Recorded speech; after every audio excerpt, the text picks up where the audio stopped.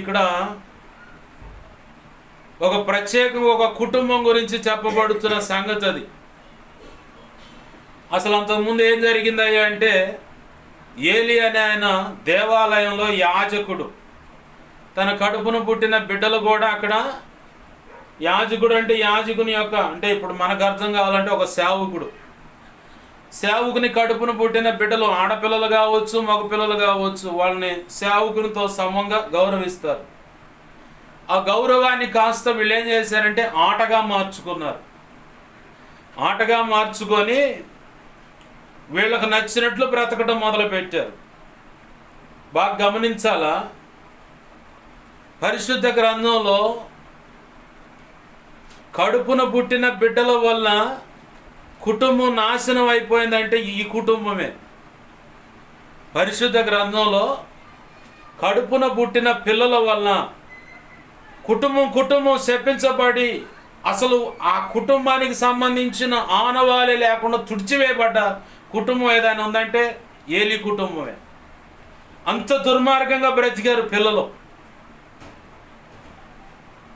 కళ్ళ ముందు అంత దుర్మార్గంగా బ్రతుకుతున్నా కానీ కనీసం ఖండించటం కానీ గద్దించటం కానీ ఒక దెబ్బ కొడటం కానీ పొరపాటును కూడా చేయలే ఈ తండ్రి.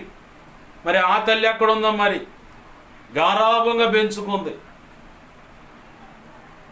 గారాభం ఉండాలే కానీ కుటుంబం అసలు వంశం మొత్తానికి శాపం తెచ్చేటువంటి గారాభం ఉండకూడదు. బాలుడికి చిన్ననాటి నుంచే స్వాభావికంగానే మూఢత్వం ఉంటుందట. బాలుడు అన్నా కాడ బాలిక కూడా పెట్టాల. అంటే ఆడపిల్లలకైనా మగపిల్లలకైనా చిన్ననాటి నుంచే మూఢత్వం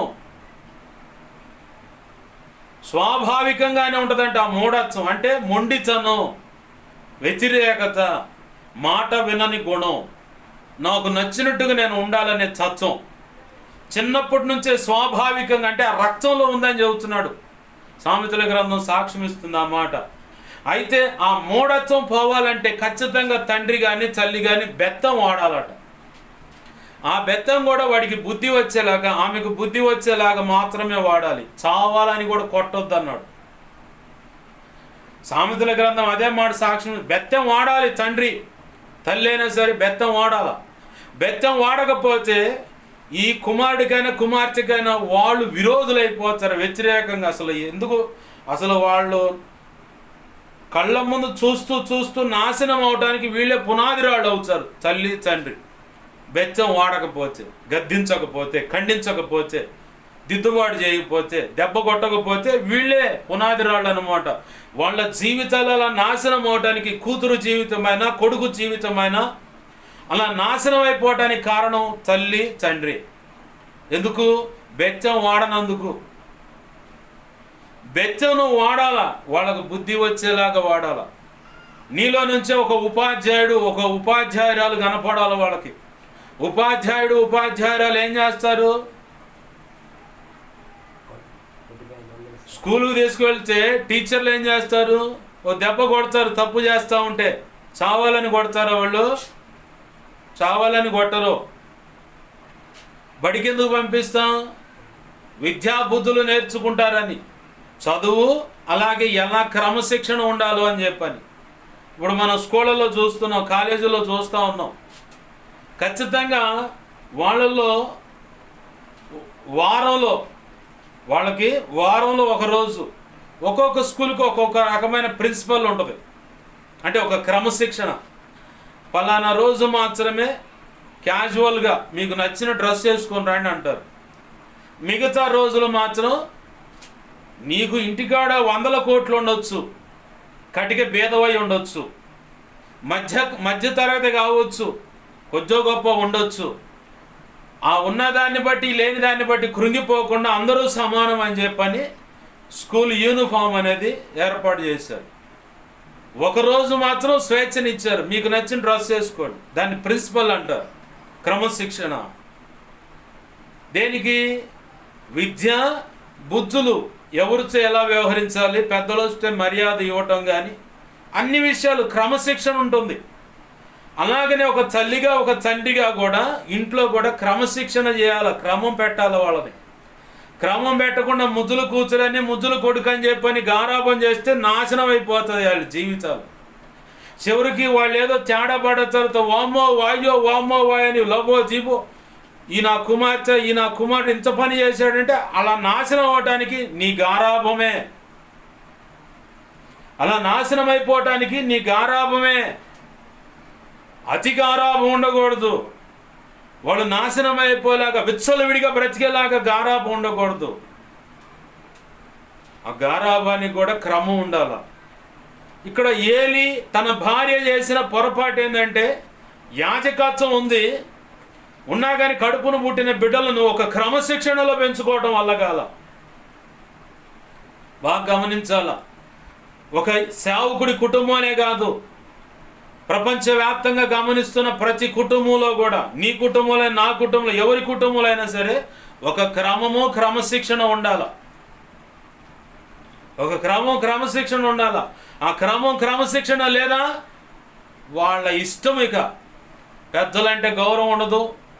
ఏంది ఎంత నోటికి ఏ మాట వస్తే ఆ మాట పలికేస్తారు, నోటికి ఏ మాట వస్తే ఆ మాట పలుకుతారు.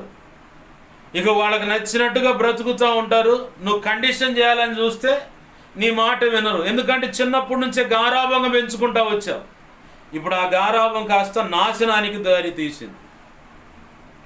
ఏలి కుటుంబంలో తన బిడ్డలు ఆ మందిరానికి వస్తున్న ఆడపిల్లలతో అసభ్యంగా ప్రవర్తిస్తూ ఉన్నారంట. ఎంత అసభ్యంగా అంటే యవనస్తులైన ఆడపిల్లలను పెండ్లైన ఆడవాళ్లను శారీరకంగా పాడు చేసే పని దాకా వెళ్ళిపోయారు. అది ఎరిగి కూడా ఏలి గద్దించట్లా. మన జీవితాల్లో, మన దైనందిన జీవితాల్లో, మన కుటుంబాల్లో అయినా సరే బిడ్డలు కనుక తప్పు చేస్తుంటే ఖచ్చితంగా ఖండించాలి, గద్దించాలి. లేదనుకో ఇక అది అలవాటు అయిపోద్ది. ఒకళ్ళేమో పద్దాకల సాగు కొడటానికి ప్రయత్నం చేస్తారు. నీ మాటతోనే, నీ కంటి చూపుతోనే వాళ్ళు భయం కలిగి క్రమంలోకి వచ్చేలాగా చూసుకోవాలి. ఇక పద్దాకలు కొడతా ఉంటే వీళ్ళు ఇంచేలేని చెప్పి అనుకుంటా ఉంటారు. వాళ్ళ హృదయం ఆ విషయంలో బండరాయిగా మారిపోతుంది. పడితే కొట్టుకొని 4 దెబ్బలు కొడతాడు, ఇక తర్వాత వదిలేసి వెళ్ళిపోతాడు. ఏందంట ఈయన భయం పెడతానికి ఆ సమయంలోనే బెచ్చం వాడాలా. ఆ తర్వాత ప్రేమను కూడా ఖచ్చితంగా పంచాలి. కడుపును పుట్టిన బిడ్డలకు తండ్రి ప్రేమ తల్లి ప్రేమ అందించకపోతే ఇంకెవడు అందిస్తాడు? నువ్వీడ ప్రేమను పంచకపోతే ఒక వయసుకు రాగానే వాళ్ళు ఇంకోసాట ప్రేమను ఎత్తుక్కుంటారు. ఈరోజు అవుతున్న పరిస్థితులు ఎలా ఉందంటే కన్న బిడ్డలు 5 సంవత్సరాల వరకు తల్లి దగ్గర తండ్రి దగ్గర ప్రేమగా ఆప్యాయంగా ఆడుకోవటం కానీ, ఆ ప్రేమను ఆ రుచి చూడటం కానీ, వాళ్ళ మమకారాన్ని అందుకోవటం కానీ ఈ సెక్షన్ ఏ లేదు. వాడికి కొంచెం జ్ఞానం వస్తుంది అనుకోవడం కానీ, అంటే 3 లేదా 4 సంవత్సరాలు వస్తుంటే ఈయన ఈడ్చుకొని పోయి ఆ స్కూల్లో పడేస్తున్నారు. ఇంకా తల్లి ప్రేమ ఎక్కడ, తండ్రి ప్రేమ ఎక్కడ? ఇక ఈ తల్లి ప్రేమ తండ్రి ప్రేమ రుచి చూడని వాళ్ళు ఎవడో ఒకడు కళ్ళపల్లి మాట చెప్పగానే వాడు చెప్పిన మాటను బట్టి ఆహా నా తల్లి కంటే నా తండ్రి కంటే గొప్పగా ప్రేమ కలిగి ఉన్నాడు ఇతడు, ఇక నేనంటే నాకు ఏ ప్రేమ కావాలనుకున్న ఆ ప్రేమ ఇతని దగ్గర దొరికింది కాబట్టి ఇతనే నాకు లోకం, ఇతను లేకుండా నేను బ్రతకలేను, సావనైనా చచ్చాను కానీ ఇతను లేకపోతే నేను బ్రతకలేను అని చెప్పనే స్థితికి వస్తారు. కారణం ఎవరు? తల్లిదండ్రుల ప్రేమ అందకుండా చిన్ననాడే దేశంపై ఇసిరేస్తారనమాట ఆ బడిలో. మాకు తెలిసి 5 సంవత్సరాలు మాకు వయసు ఒళ్ళు బాగా ఎక్కువ ఉందని చెప్పని వయసు ఎక్కువ వేశారు. అదే వయసు ప్రకారం ఆధార్ కార్డులో కూడా వెళ్ళిపోయింది మా బ్యాచ్ మొత్తానికి. అంటే మా నాన్న తర్వాత తోడబుట్టిన ఆడపిల్లలు, వాళ్ళ కడుపును పుట్టిన వాళ్ళు మొత్తానికి కూడా వయసు పెంచేసి మా నాయనమ్మ గవర్నమెంట్ స్కూల్లో టీచరు 3 సంవత్సరాలు ఎక్స్ట్రా వయసు వేసి దేశపోయి లోపలేసింది ఆ స్కూల్లో. ఎందుకంటే ఒళ్ళేమో ఎక్కువ, ఆకారం బాగా కనపడుతూ ఉంటాం, వయసు తక్కువ. మా మొత్తానికి మా నాన్నకాడి నుంచి కానీ మా మేనత్తల పిల్లలు మొత్తానికి వయసు ఎక్కువ వేసింది. అయ్యే ఆధార్ కార్డులు అదే డేట్ ఆఫ్ బర్త్ మీద మేము నడుస్తున్నాం. వాళ్ళు అల్లరిగా తిరగకుండా టీచర్లు కాబట్టి అల్లరిగా తిరగకుండా తీసుకుపోయి బడిలో పడేశారు. దుమ్ము కొట్టేవాళ్ళు అన్నమాట. ఒకరోజు అయితే తప్పు చేస్తే బట్టలు ఓడదీసి స్కూల్ క్లాస్ ముందు అలా నిలబెట్టి, 4వ తరగతిలో ఉన్నప్పుడు క్లాస్ ముందు అలా నిలబెట్టి, ఈత మెల్లు ఉంటుందిగా, అది ఇరిగిపోయిందా కొట్టింది. ఒళ్ళంతా వాతలే. ఇవాళ అదే రకంగా కొడితే టీచర్ని కొడుతున్నారు, మాస్టర్ని కొడుతున్నారు. చదువు చెబితే చెప్పలే కానీ మా అబ్బాయిని కొట్టమాక అని చెప్పే రీతికి వచ్చారు. ఈరోజు పోయి కొడుతున్నారు, కేసులు పెడుతున్నారు. లేదంటే అవకాశం దొరికితే వాడిని చంపడానికి కూడా, ఆమెను చంపడానికి, ఎవరిని, టీచర్లను మాస్టర్ని చంపడానికి ప్రయత్నం చేస్తున్నారు తల్లిదండ్రులు. విద్యాబుద్ధులు నేర్పడానికి పంపించినప్పుడు తప్పు చేస్తే దెబ్బ కొట్టరా టీచర్లు? ఖచ్చితంగా కొడతారు. అట్ట కూడా కొట్టదంట. మరి అంత గారాభంగా పెంచితేనే ఎవడో ఒకటితో సంచి జరితేసి వెళ్ళిపోతున్నారు సినిమాలు.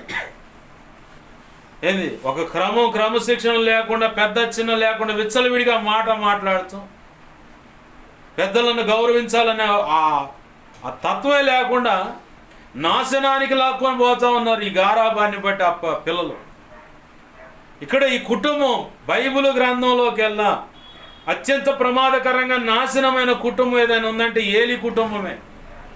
ఎందుకు ఆ మాట అంటున్నంటే, కొరహుకైతే వాళ్ళ సంతానం ఉంది, ఎమ్రే, దాతాన్, అభిరామ్ అనే వాళ్ళకు లేదు మళ్ళీ అవకాశం. కానీ కొరహు కుమారులు కీర్తనలు అని చెప్పని పరిశుద్ధ గ్రంథంలో ఉంది. కొరహు తిరుగుబాటు చేసినప్పుడు యెహోవా పక్షంగా ఉండేవాళ్ళు ఎవరో ఇటు రాండి అన్నప్పుడు మోషే పక్కకు వచ్చి నిలబడ్డారు కొంతమంది కొరహు సంతానం. రాని మూర్ఖంగా అడ్డం తిరిగిన వాళ్ళు ఎవరైతే ఉన్నారో వాళ్ళు మొత్తం కొరహు, దాతాన్, అభిరామ్, ఎమ్రే అనే వాళ్ళు మొత్తం మొడిగ మొత్తం బంధువులతో సహా, పశువులు మంద ఏమైతే ఉన్నాయో వాళ్ళు కలిగిన అన్ని బంగారంతో సహా మొత్తాన్ని, భూమి నోరు తెలిసి మొత్తాన్ని మింగేసింది. అంత భయంకరమైన చావు భూమి మీద ఎవడికి రాల. ఆ చావు వచ్చిన కొరహు సంతానం కొంతమంది మిగిలారు, పక్కన ఉండారు. అయితే ఇక్కడ ఏలి కుటుంబానికి వచ్చేసరికి కడుపును పుట్టిన బిడ్డలను గద్దించలేకపోవటం వల్ల, గారాభంగా పెంచటం వల్ల, వాళ్ళు చేసినది కూడా వీళ్ళు ఖండించకుండా సమ్మతించటం వల్ల, వాళ్ళు చేసిన నీచమైన పనిని బట్టి అసలు ఆ వంశం భయంకరమైన కీడు అనుభవించింది ఆ కుటుంబం అంతా.